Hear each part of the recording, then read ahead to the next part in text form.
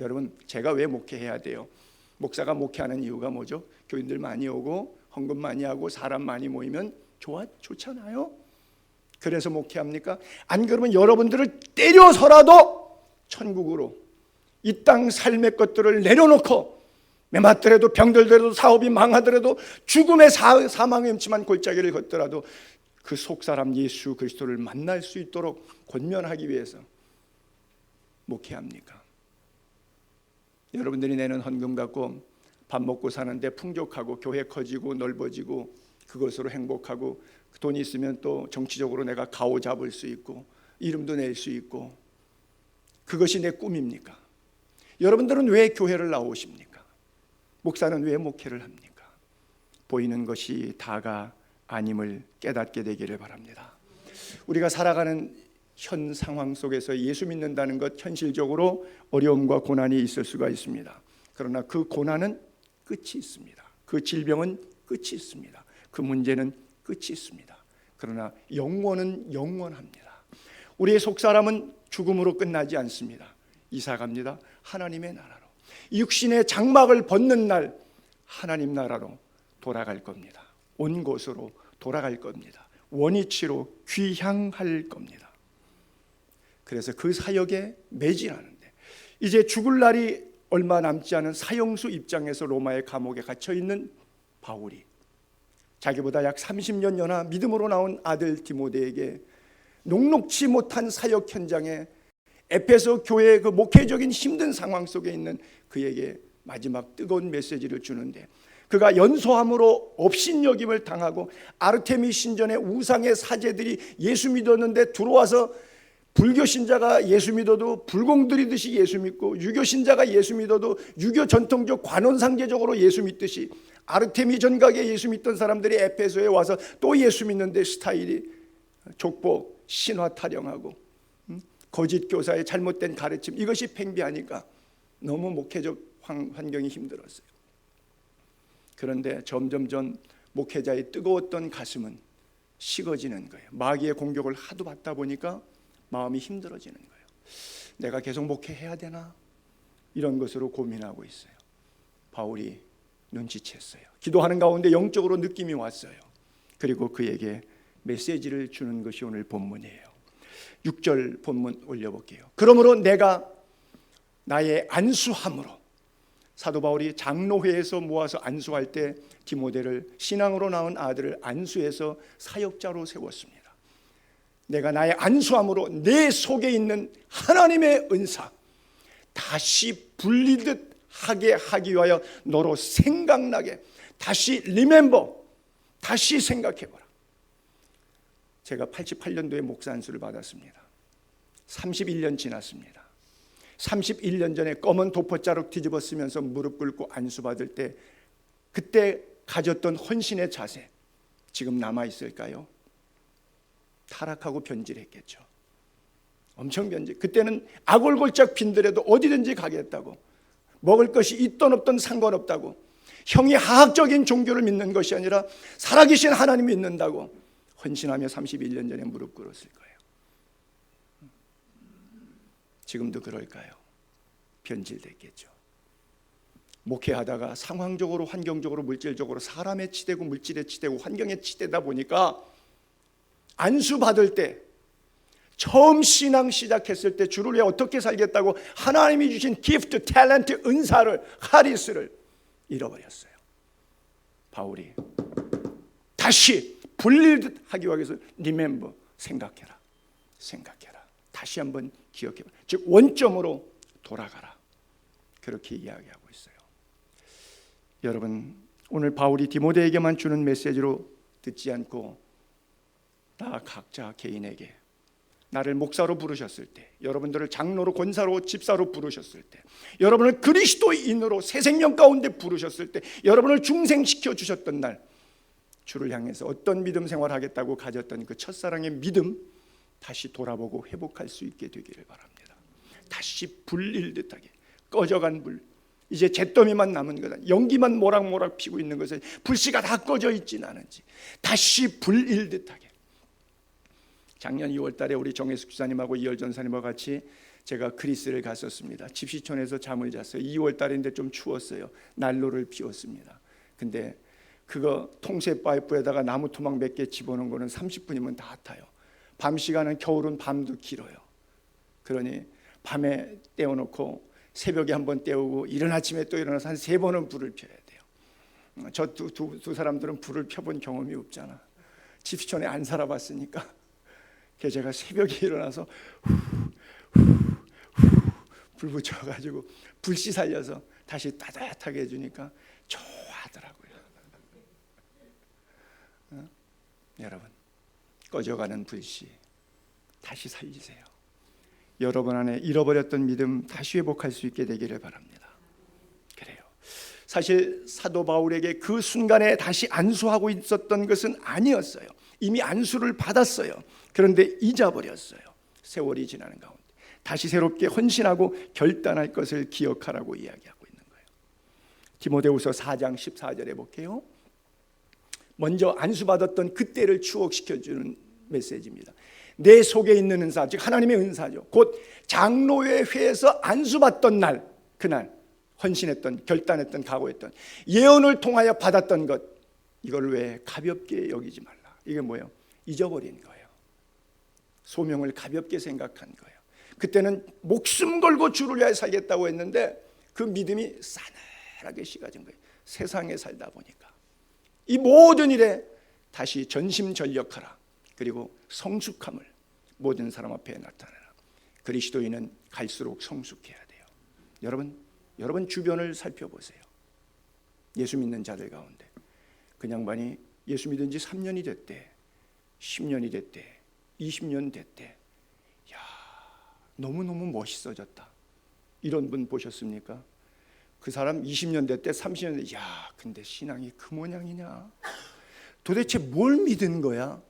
이런 사람들을 대부분 보십니까? 어떤 분들을 보고 계십니까? 본인의 신앙은 어떻다고 생각하십니까? 그래요. 목사 안수 받을 때, 장로 안수 받을 때, 사명자로 부름 받았을 때, 하나님의 일에 헌신하겠다고 했을 때 가졌던 감정 다 잊어보고 제 마음에 그러죠. 도대체 목사를 이 사람이 뭘로 아는 거야? 이 교인들이 목사를 도대체 어떻게 알고 있는 거야? 대접이 소홀해. 이런 생각으로 분노를 느끼죠. 바울은 한 번도 자기가 사역하면서 그 엄청난 고난을 받았는데 목사 대접 받지 못했다고 해서 분노를 느낀 적이 단 한 번도 없어요. 고난을 은혜로 여겼습니다. 십자가의 고난이 스데반을 때려 죽였던 순교의 거룩한 피가 내 심장에도 흐르고 있는데 내가 누구를 향해서 분노하고 누구에게 대접받을 국리랄까? 주님은 하늘 보좌를 버리시고 사람의 형체를 입어 이 땅에 십자가에 죽기까지 복종하셨는데 내가 뭔데 스데반을 때려 죽인 살인자 주제에 한 소리 들었다고 분노할 수 있겠는가? 사도 바울은 늘 그 길을 자기를 자책하며 그렇게 살아왔어요.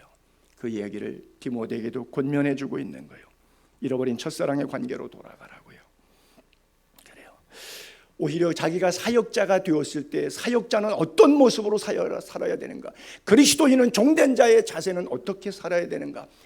고린도전서 4장의 전체 맥락 이렇게 표현되고 있는데 부분만 제가 읽어 올릴게요.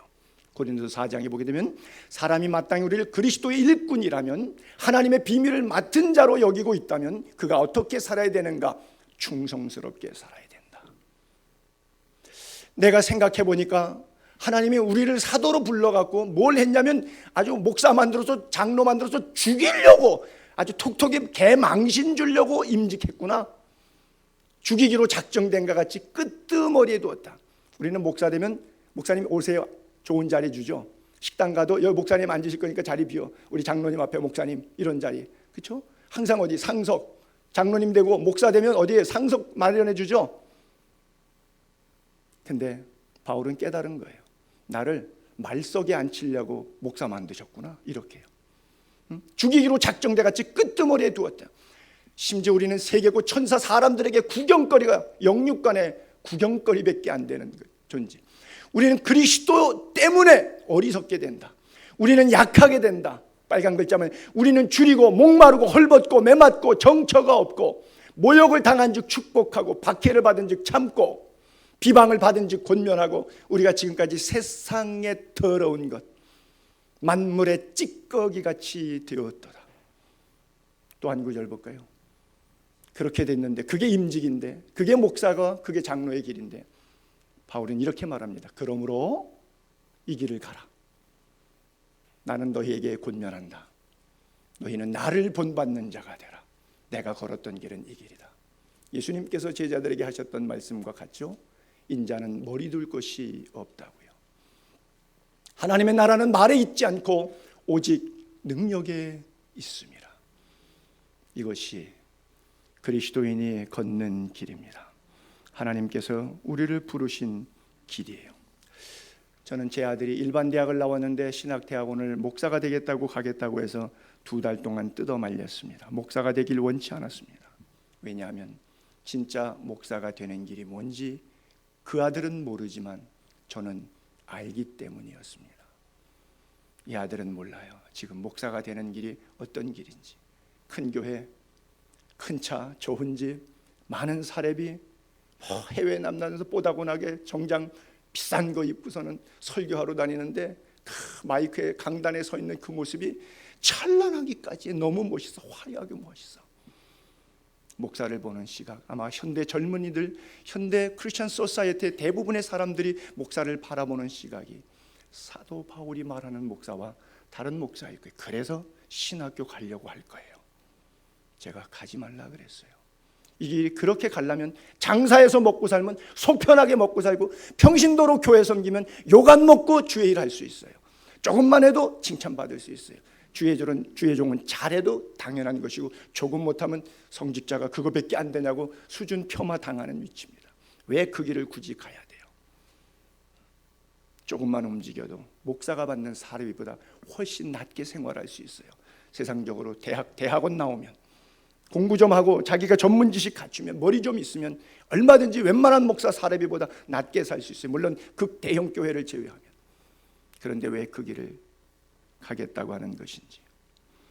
또 한 명의 밥 먹는 목사, 있어도 좋고 없어도 좋은 목사라면 다른 길에서 먹고 살으라고 생각했습니다. 그리고 권면했습니다. 다른 길이 더 훌륭하고 멋지고 자유롭고 행복하게 살 수 있기 때문에 그래요. 성경은 말합니다. 완전한 역설이에요. 그 길로 가지 않으면 여러분들은 그리스도인이 아닙니다. 종교인은 될 수 있어요. 그러나 진정한 그리스도인은 아닙니다. 하나님의 은사를 다시 불릴듯 하기 위하여 너로 생각하게 한다. 왜 이 글을 썼을까요? 디모데가 바로 척박하고 강팍한 교회를 놀이터로 알고 장난질해야 되는 에베소 교인들에 지쳐있기 때문에 그래요. 에베소 교회 성도들은 첫사랑 잃어버리고 제잘난 맛에 사사시대처럼 살았습니다. 디모데에게도 에베소의 교인들에게도 첫 믿음의 회복이 필요했어요. 믿음이 어디서 떨어졌는지도 모르고 종교생활하고 있어요. 요한계시록의 2장에 보게 되면 에베소 교회에 대한 메시지가 이렇게 나오죠. 에베소 교회야, 너를 책망할 것이 있다. 너의 처음 사랑을 버렸느니라. 그러므로 어디서 떨어졌는지 생각하고 회개하라. 믿음 생활 개판으로 하고 있는데 자기가 개판으로 하고 있는지 생각도 안 해봐. 그러니 어떻게 회개의 자리까지 나아가겠어요? 돌이켜 생각을 해봐야 되는데, 그래야 생각해야 깨닫고 회개를 하지. 생각조차 안 하고 무덤덤하게 대면대면 살아가는데, 신앙의 양심의 가책도 없이 말씀의 지적함에 그 찔림도 없이 그냥 살아가고 있는데, 무덤덤하게 종교 생활하고 있는데, 처음 사랑, 구속의 사랑, 십자가의 사랑, 처음 행위, 주를 향해서 어떻게 살아왔던 그 첫사랑의 행위들 잃어버렸어요. 만일 내가 회개하지 아니하면 촛대를 그 자리에서 옮기겠다, 그렇게 말씀하고 있어요. 여러분, 이게 얼마나 무서운 말씀이에요. 오늘 우리들의 신앙의 모습, 현주소가 어디에 있는지 봅시다. 혹시 빛이 꺼진 등불이 아닌지요. 빛이 꺼지지 않도록 하나님께 나아갑시다. 주님께 나아갑시다. 주님이 우리 마음에 빛을 비추어 주십니다. 주님은 상한 갈대 꺾어버리지 않아요. 꺼져가는 심지도 끄지 않아요. 언제까지? 심판 자리에서 상급 받을 때까지 기다리시며 참고 인내하시는 주님이세요. 본문 7절을 또 올려볼게요. 하나님이 우리에게 주신 것은 두려워하는 마음이 아니에요. 세상을 이길 힘에, 자신을 이기고 죄를 이기고 세상을 이길 힘을 주셨어요. 그게 뭐예요? 오직 능력과 사랑과 절제하는 마음이니. 이런 구절을 읽으면서 좀 이렇게 써 있었으면 좋겠어요. 하나님이 우리에게 주신 것은 두려워하는 마음이 아니요 오직 물질과 건강과 권세를 주시나니. 이렇게 써 있었으면 참 좋겠어요. 근데 하나님은 우리에게 그걸 주신 것이 아니라고 써 있어요. 때때로 하나님의 사역을 위해서 그것이 필요한 부분에 필요한 사람들에게 허락하실 때는 있어요. 그러나 근본적으로 모두에게 주시는 하나님이 허락하시는 능력과 하나님의 능력, 십자가의 능력이요, 그리고 십자가의 사랑이에요, 그리고 십자가의 절제 참음이에요. 오래 참음입니다. 능력도 십자가로부터 나오고 사랑도 십자가로부터 나오고 절제도 십자가로부터 나옵니다. 처음부터 끝까지 알파와 오메가 되신 예수는 십자가 위에서 It is finished, 다 이루었다 말씀하셨어요. 그 주님 따라 우리도 다 이루게 되기를 바랍니다. 형장의 이슬로 사라지기 바로 직전에 사형수의 모습으로 감옥에서 많이 힘들 텐데, 마음이 무거울 텐데, 그 누구도 죽음 앞에서는 자기 마음이 무너지고 우울하고 힘든 부분들이 있을 텐데, 바울이 지금 위로를 받아야 될 터인데 거꾸로 위로하고 격려하고 있습니다. 디모데에게 바울이 그렇게 위로하고 있잖아요. 하나님이 우리에게 이런 거 줬는데 너 왜 두려워하고 있니? 그래. 진짜 두려워할 사람은 감옥에서 사형의 이슬로 사라질 바울이에요. 죽음 앞에 있는 바울이 두려울 거예요. 근데 그 안에 있는 사람이 밖에서 목회 잘하고 있는 에베소 교회 디모데에게 너 왜 두려워하고 있니? 하나님이 주신 것이냐? 아니잖아. 하나님은 너에게 두려움을 주신 것이 아니라 십자가의 능력을 통해서, 십자가의 사랑을 통해서, 십자가의 절제를 통해서 영혼 구원에 여호와의 강한 빛을 내게 주시지 아니하셨느냐 권면하고 있어요. 하나님은 전지전능하신 하나님임을 믿게 되기를 바랍니다. 그래요. 마귀가 찾아와서 돌보고 떡 만들으라 그래요. 하실 수 있어요? 안 하십니다. 성전에서 뛰어내리면 천사가 와서 발을 쫙 받들 거예요. 여러분, 만약에 진짜 예수님이 하시면 어떻게 되는 거예요? 돌을 떡으로 만들어 보세요. 완전히 마귀는 떡 되는 거예요, 그날. 그렇잖아요. 지는 거예요, 마귀가. 마귀도 시험하지만 상당히 위험 요소가 있어요. 자기가 그러면 지는 거예요. 온 백성이 기절초풍하고 마귀 나쁜 놈이라고 그러고 예수 하나님의 아들 맞다고 그럴 거 아니에요. 그러면 나 같으면 하죠. 내 뛰어내리라. 예루살렘에 많은 사람들이 수만 명이 나를 쳐다보고 성전에서 쫙 슈퍼마가 뛰어내리니까 천사가 와서 발을 싹 분들어서 위로 쫙 올려서 영광 중에 광채가 딱 비치고 천사들의 우레 같은 박수와 찬양 나팔 소리가 막 울려 퍼지. 마귀 떡 되는 겁니다. 나 같으면 하지요. 왜 안 하시는 거예요? 이해할 길이 없어요. 나는 이해를 못해요. 주님을 그냥 믿어요. 왜 그렇게 하셨는지 설명할 길이 없고 해석이 안 되지만 하나님이 하신 일이기 때문에, 여호와의 선하심을 맛보아 알기 때문에 그냥 믿는 거예요.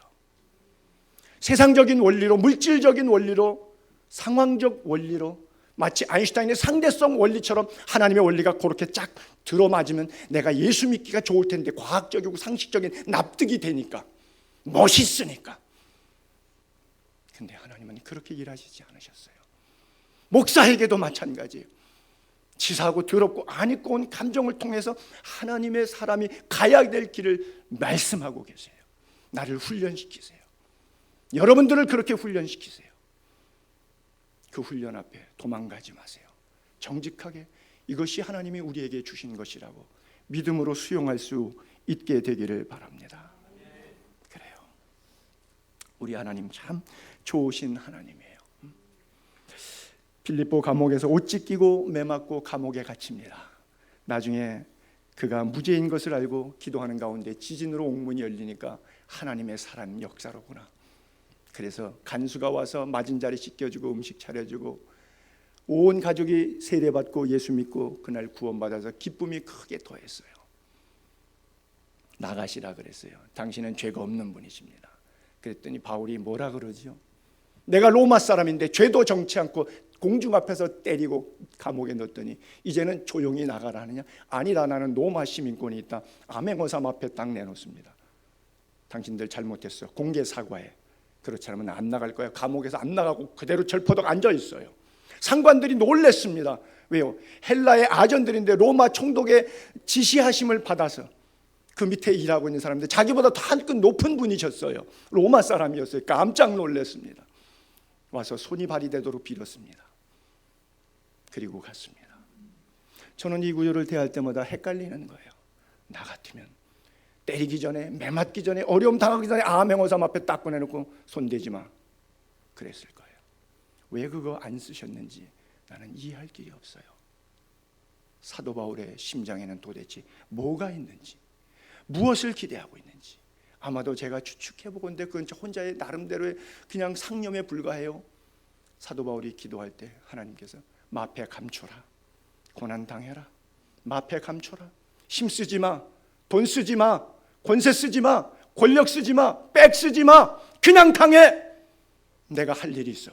그냥 당해. 내가 할 일이 있어. 하나님이 할 일이 감옥 문을 여시고 죄수들이 복음을 듣게 하고 간수를 통해서 최초의 유럽교회 빌립보 교회를 세워나가시지 않습니까? 그 일이 없었다면 빌립보 교회는 존재하지 않았습니다. 고난 속에 하나님의 은혜와 영광의 꽃이 피고 새 생명 구원의 역사가 나타나는 거예요. 그 일을 위해서 우리를 부르셨습니다. 하나님이 우리에게 주신 것은 이것이에요. 돈 몇 푼이 아니에요. 죽으면 가져가지도 못할 돈 몇 푼, 호주머니 없는 수의 달랑 입고 2,000도 넘는 불 속에 1시간 동안 들어가서 잿더미 되고 말 그 육체의 썩을 진흙더미가 아니에요. 썩지 아니할 보배로운 영화로운 생명을 우리에게 주신 거예요. 보이는 인간 껍데기 진흙덩어리가 이게 인간이 아닙니다. 우리 안에 거하시는 하나님의 성령님, 그분을 믿게 되기를 바랍니다. 여러분, 인생이 아닙니다. 우리 안에 거하신 하나님만이 참 인생입니다. 그래서 사랑은 두려움을 내어 쫓는다 그러는 거예요. 요한일서 4장 17절을 볼게요. 사랑이 우리에게 온전히 이루어진 것은 우리로 심판날 담대함을 가지게 하렵니다. 주께서 그러하심 같이 우리도 이 세상에서 그러하다. 사랑 안에는 두려움이 없어요. 온전한 사랑이 두려움을 내어 쫓기 때문에 그래요. 그 두려움 속에는 형벌이 있기 때문에 두려운 거예요. 벌 받을까 봐 두려운 거예요. 지옥 갈까 봐 두려운 거예요. 두려움에는 형벌이 있어요. 두려워하는 자는 십자가의 사랑이 뭔지 몰라요. 두려워하는 자는 사랑 안에서 온전히 이루지 못하였기 때문이라고 기록하고 있어요. 2007년도 7월 여름을 뜨겁게 달궜던 25일 날 순교했던 배형규 목사, 나이 42세 자기 생일날 11발의 총알을 머리에 맞고 나중에 안양 샘병원 박상은 장로님이 원장인데 시체에 부검하니까 여기에 11발의 총상을 입었어요. 여러분, 이거 한두 방이면 죽어요. 근데 왜 11발을 쐈겠어요? 아프가니스탄의 극악한 분노를 일으킨 거죠. 그 분노가 왜 자극됐어요? I'm not Christian, I'm Muslim 고백하라 그럽니다. 나는 이제 더 이상 예수 믿지 않겠다고, 나는 그리스도인이 아니라고, 나는 오늘부터 모슬렘을 섬기겠다고, 알라를 섬기겠다고 고백하라고 집요하게 이야기하지만 오히려 집요한 그 총뿌리를 겨누는 아프가니스탄 탈레반에게 예수 그리스도의 복음을 전합니다. 이것이 세상 감당하지 못하는 믿음이에요. 그가 장엄하게 자기 생일날 하나님 앞에 생일 선물 받으러 갔습니다. 부럽지 않으세요? 부럽지 않으시냐고요? 그보다 더 큰 생일 선물이 어디 있었겠어요? 저는 제 주보에 늘 항상 제 성경책에 그분 사진을 가지고 다니죠. 이것이 그분 장례식 하던 날, 영결식 날, 그 자리에서 제가 그리스에서부터 비행기를 타고 이 장례식을 참석해서 분당구 정자동에 있던 샘물교회에 왔어요. 옥하는 목사님이 집례하시고 예배하시는데 이 순서지 들고 2시간 집례하는 가운데 엉엉 울었어요. 왜 울었냐고요? 하나님, 20년 30년 넘은 장기 선교사들이 이렇게 수두룩 많은데, 수천 명 되는데 고작 10일짜리 교회 청년부 담당 부목사가 청년부 데리고 열흘 동안 단기 선교 갔는데 그 단기 선교사의 피를 통해서 모슬렘 땅에 하나님의 생명의 역사를 꽃피우게 하십니까? 그 많은 장기 선교사들 쓸만한 거룩한 피가 없어서 가장 깨끗한 피가 열흘짜리 단기 선교사 부목사 청년부 담당 부목사에게 하나님께서 글을 받으셨겠는가? 이 친구 자기 책상에 놓았던 글이라고 써있죠. 온전한 헌신은 마지막 것을 드리는 것이다. 늘 자기는 자기 책상에 유리 깔고 유리 속에 끼어는 다이어리같이 표로 모토로 자기 생애의 심볼처럼 가슴에 박았어요. 온전한 것은 마지막 것을 드리는 것이다. 하나님이 우리에게 자기 아들 독생자 예수 그리스도를 머리에 가시관 쓰시고 손과 발에 못자국 허리에 창자국 물과 피를 흘려 심장이 파열돼서 우리에게 다 내어주셨어요. 하나님이 세상을 이처럼 사랑하셨어요. 그리고 누구든지 예수 믿으면 멸망치 않고 구원받을 수 있도록 이터널 라이프, 영생을 우리에게 주셨어요. 그 영원한 생명의 가치 때문에 70, 80밖에 못 사는 이 인생하고 바꾸지 말라고 말씀하고 있는 거예요. 그 일을 위하여 디모데에게, 바울에게, 오늘 우리에게 목회적 부르심과 성도로의 부르심이 있는 겁니다. 여러분, 그가 모슬렘을 사랑했기 때문에, 탈레반을 가슴에 품었기 때문에 그 사랑이 두려움을 내어 쫓은 거예요. 여러분, 드라마틱하게 현장에서 배영규의 입장이라고 생각하고 연상해 보세요. 그 무시무시한 상황, 20여일 동안 끌고 다니면서 그를 공갈 협박을 해대고 먹을 것 간신히 주면서 물 몇 병에 목숨을 연명하고 있는데, 하나님 아시지요? 내 속 마음은, 요거는 내가 나가서 하나님 영광 더 잘 돌리기 위해서 잠시 하는 말인데, 요거는 껍데기 말이지 속 사람의 말은 아닙니다. 하나님 이해해 주세요. 나 기독교 안 믿을게. 나 이제 모슬렘 할게 오늘부터. 그러면 안 죽을 수 있어요. 어떤 쪽을 택하는 것이 지혜롭고 똑똑한 것일까요? 우리의 똑똑함이 헛똑똑함이 되지 않기를 바랍니다. 몸은 죽여도 영혼은 멸하지 못하는 자를 두려워하지 말고 몸과 영혼을 함께 멸하는 전능하신 여호와 하나님을 두려워하게 되기를 바랍니다. 여러분, 무엇을 두려워해야 돼요? 하나님을 두려워해야 돼요? 세상을 두려워해야 돼요? 세상은 두려워서 꼼짝도 못하고 하나님 앞에서는 끼고 만장해서 오만방장합니다. 왜 그렇게 사십니까? 안 보이니까요? 안 보이니까 하나님이 우스운 거예요. 돈은, 물질은, 권세는 보이니까 무서운 거예요.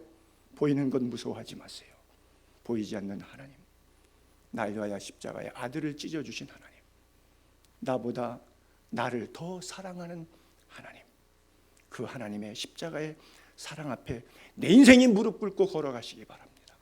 가장 복된 길이요, 영광스러운 길이요, 하나님이 우리에게 주신 놀라운 축복의 길이요, 그것이 하나님의 영광이요, 하나님의 사랑이요, 하나님의 절제하는 마음인 것입니다. 이 놀라운 영광을 오늘 우리에게 주었건만 우리는 이것을 잊고 삽니다. 로마서 8장의 바울은 로마 교인들에게 담대하게 이렇게 말합니다. 극심한 박해를 받으면서도 어떻게 이렇게 아름다운 고백을 드릴 수 있는지요? 누가 우리를 그리스도의 사랑에서 끊으리요? 얼마나 많은 환난과 고난과 역경을 통과하고 있습니까? 바울의 생에 얼마나 많은 선동과 박해를 받고 있습니까? 그런데도 누가 우리를 그리스도의 사랑에서 끊으리요? 환난, 곤고, 박해, 기근, 적신, 위협, 칼, 어떤 것도 기록된 바, 심지어 우리가 종일 하루 종일 주님 때문에 순교당할 지경이다. 아주 목 졸려 죽게 생겼다. 우리가 종일 주를 위하여 죽임을 당하게 되고 마치 도살당하는 양처럼 그렇게 비참하게 여김을 당한다. 그러나 이 모든 일에 우리를 사랑하시는 이로 말미암아 우리가 넉넉히 이기느니라. 할렐루야. 주의 사랑이 세상을 넉넉히 이길 힘을 줍니다. 여러분, 어떤 사람은 세상을 넉넉히 이기는 분이 계실 거예요. 어떤 사람은 세상을 간신히 이기는 분도 있을런지 모르겠어요. 어떤 사람은 세상 앞에 무릎 꿇고 주를 부인하며 배반하며 원망 저주하며 사는 인생도 있을 겁니다. 여러분은 어떤 부류에 속해 계십니까? 여러분, 스데반의 마지막 메시지가 무엇이었죠? 그 사랑의 은총을 덧입은 스데반이 설교하다가 돌에 맞아 죽는데, 돌에 맞아 죽으면서 주님 내 영혼 부탁합니다 그리고 했던 최종적 마지막 메시지, 사도행전 7장에 이렇게 기록하고 있습니다. 그들이 돌로 스데반을 치니 스데반이 부르짖어 이르되 주 예수여 내 영혼을 받으시옵소서 하고 무릎 꿇고 크게 불러 이르되 주여 이 죄를 그들에게 돌리지 마옵소서. 이 말을 하고 순교했다고 써 있어요. 여러분, 우리도 그럴 수 있을까요? 나는 예수의 교회 교인들은 적어도 스데반보다 더 나은 믿음으로 장엄하게 그 길을 갈 수 있는 분들이라고 확신하고 싶습니다. 세상이, 물질이, 상황이, 환경이 여러분들을 힘들게 한다고 할지라도, 여러분들에게 사면 초가에 돌이 날아든다고 할지라도, 사람을, 상황을 원망하지 않고 자기의 영혼이 하나님께로 올라감을 향하여 기뻐하고 아무도 원망하지 않고 시비하지 않고 주 예수 그리스도의 거룩한 부르심 앞에 어여시 쓸 수 있는, 그리고 이 말을 하고 잠들 수 있는, 이 말을 하고 다시 눈을 뜨었을 때 하나님의 보좌 심판대 앞에서 설 수 있는 여러분 될 수 있기를 바랍니다. 아무도 우리를 그리스도의 사랑에서 끊을 수가 없어요. 여러분, 우리에게 또 주님은 절제의 은혜를 주셨어요. 기독교인의 외면적 최고의 덕은 사랑이지만 내면적 최고의 덕은 절제입니다.